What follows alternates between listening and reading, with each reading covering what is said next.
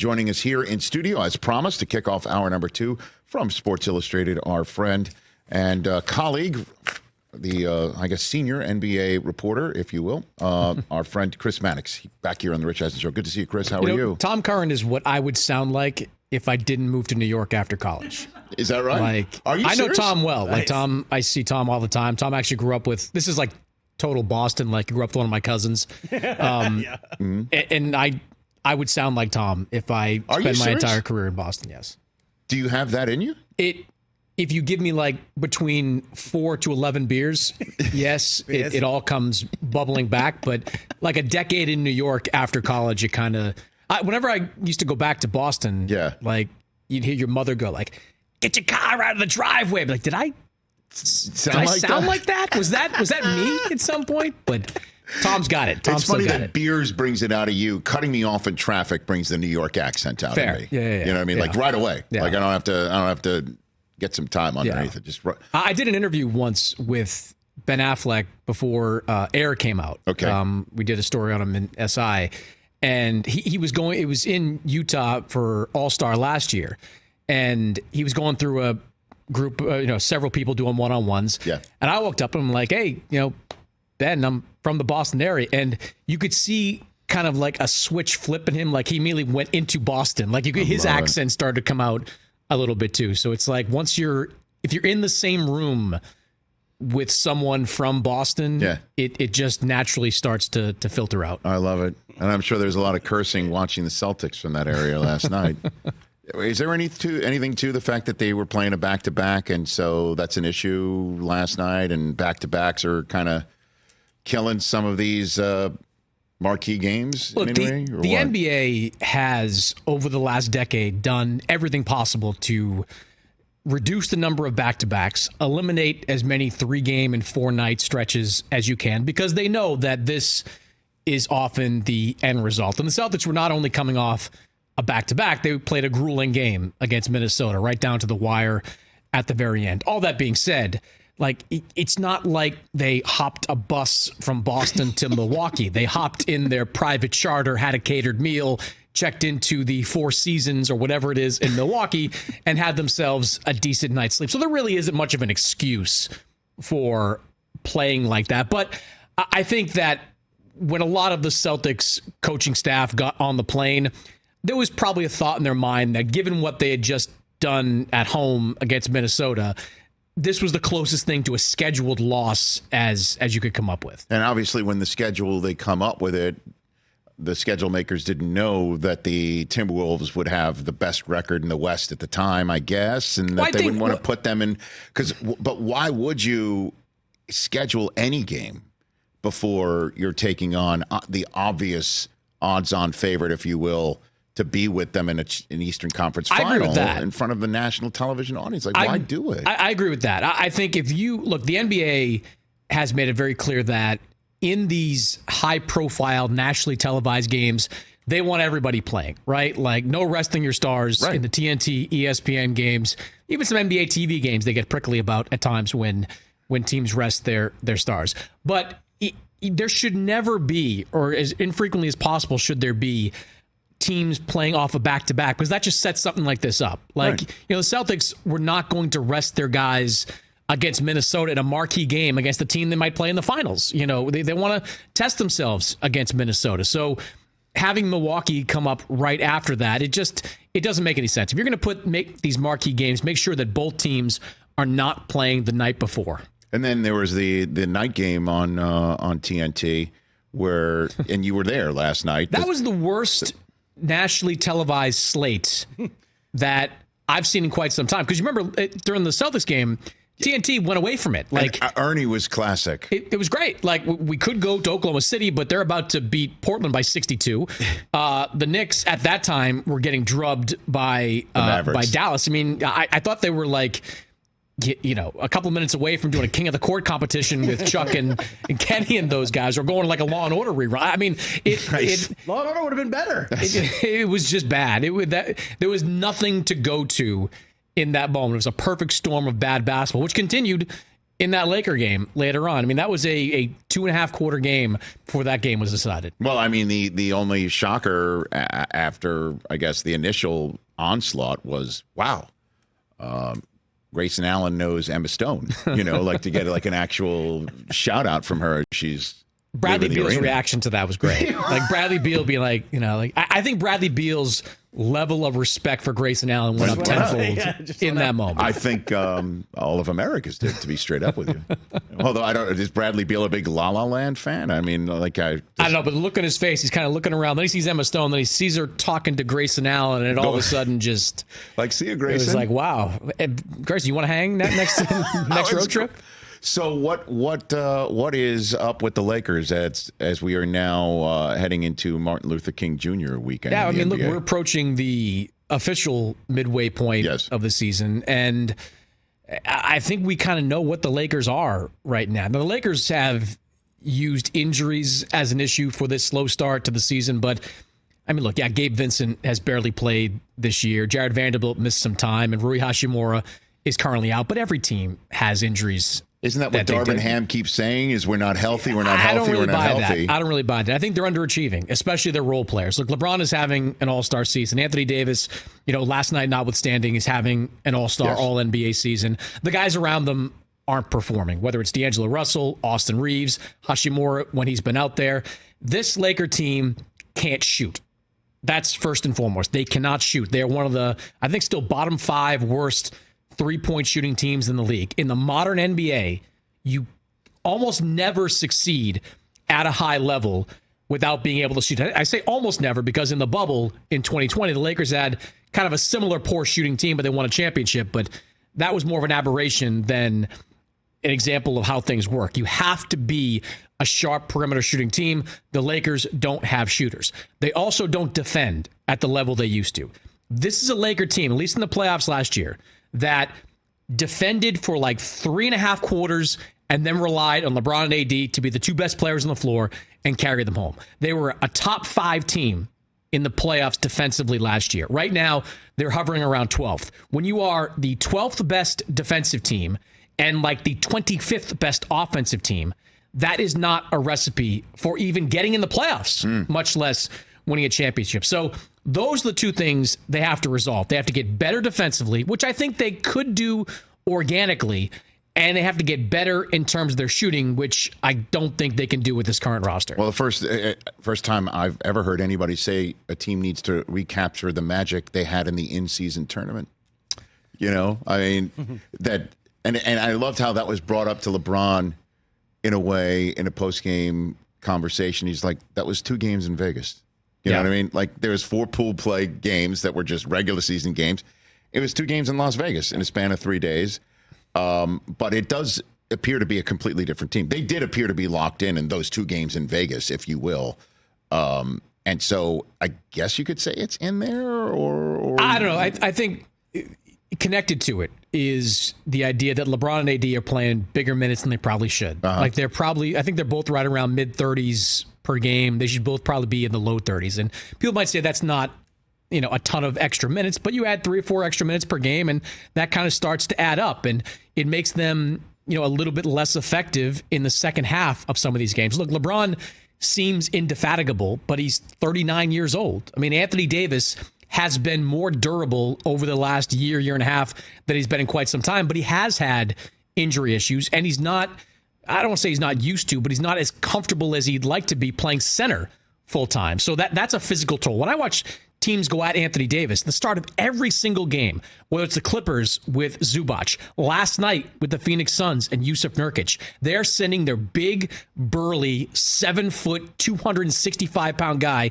down into the paint to bump Anthony Davis around, try to take something out of him early in these games. And that's a strategy that is going to continue to be employed throughout the season. So I think that the wear and tear on those 2 players specifically has more to do with the way this team has struggled than the totality of just kind of being in the in-season tournament. Chris Mannix, who just dropped burly and indefatigable well done. in an opinion. You need to look it up, do you? No, I know, absolutely. Okay. Well done. All right. Multiple. Indefatigable is one of my. That's big word alert. That's very. Well, I mean, it's impressive. Multiple syllables. Polysyllabic. Chris Mannix here on the Rich Eisen Show. Draymond said Adam Silver talked him out of retiring. So, what's your reporting behind that? What do you got? What do you have? I don't know that anybody in the league office really believed that Draymond was going to retire, mostly because he's in year one of a 4-year contract that's going to pay him $100 million. Draymond is an emotional guy.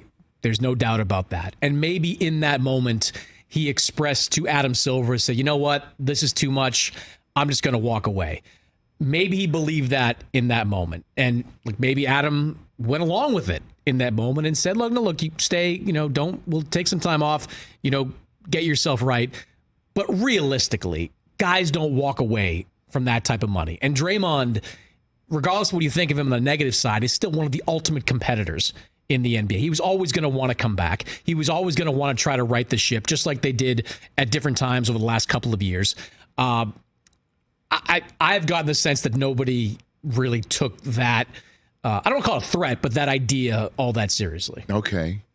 So when do we see him again? They got a road trip coming up. I think it begins Friday or begins this weekend. I would expect to see him at some point over the next game or two. I think he's going to work. He's back with the team now, obviously on the sideline. Yes. And they got to do something, Rich, because, if the playoffs start today, they wouldn't be in it. They wouldn't even be in the play-in right now. You've got Steph Curry making comments like, the definition of insanity is doing the same thing over and over again. So what's he referring to? Him? Draymond? I think he's referring to kind of, not to Draymond. I think he's referring to internally the way that they're playing, the way they're approaching games. You saw that game against New Orleans. He had 46 points in the first quarter.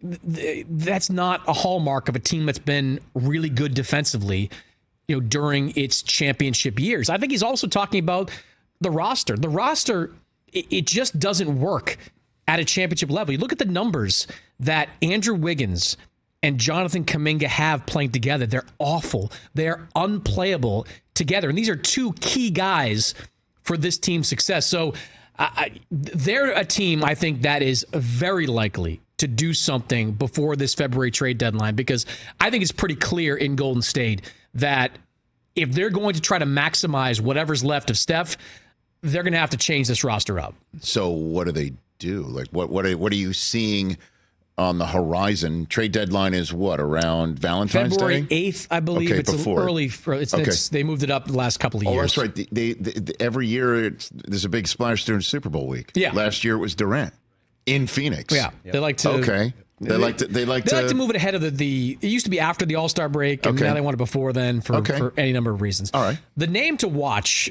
for the Warriors and a few other teams is Pascal Siakam. So when Toronto traded OG Anunoby, that was their signal that they're now officially open for business. OG was an expiring contract. He was a young guy. Pascal Siakam is an expiring contract, going to be looking for a max dollar deal. I think that Golden State is uniquely positioned to get Siakam because they've got a young piece that Toronto would want. In the Anunoby deal, Toronto didn't prioritize draft picks. They prioritized young players. They got RJ Barrett. They got Emmanuel Quickley. They got a bunch of guys, or a couple of guys, that are aged 24 and younger that fit the timeline of Scotty Barnes, who is their franchise player. So with the Warriors, you've got Kuminga, who's still 21 years old and looks like he could be a pretty good player. I mean, he's had some great stretches at times during this season. If Golden State is willing to put Kuminga in a deal for Pascal Siakam, I think they're the front runner to land Siakam. Now, they may not want to do that because Kuminga is still high lottery pick, good young player, again, shown flashes. But if they're willing to do that, I think that they are a clear favorite to land that guy. Why wouldn't they be? I mean, I know you just gave reasons why you want to hold on to Kuminga. I get it. I mean, he already told Shams, I don't like the way I'm being handled or my rotation, right? And you just said he and Wiggins are Kuminga doesn't strike me as the kind of guy that should be. Is he at the level where you can gripe about? Who's the person on the staff who tells Steve Kerr, you never guess what The Athletic just reported.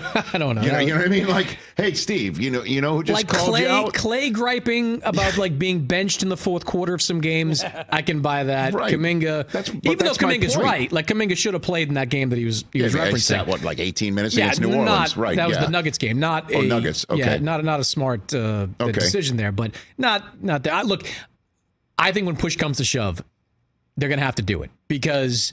Look, Siakam's really good. Like, he is a 20-point-per-game scorer. He's decent. Terrific. He is a defensive-minded player, too. He is like a souped-up version of Andrew Wiggins. Now, Wiggins is somebody that, I don't know what's happened to him over the last couple of years. You go back to 2022.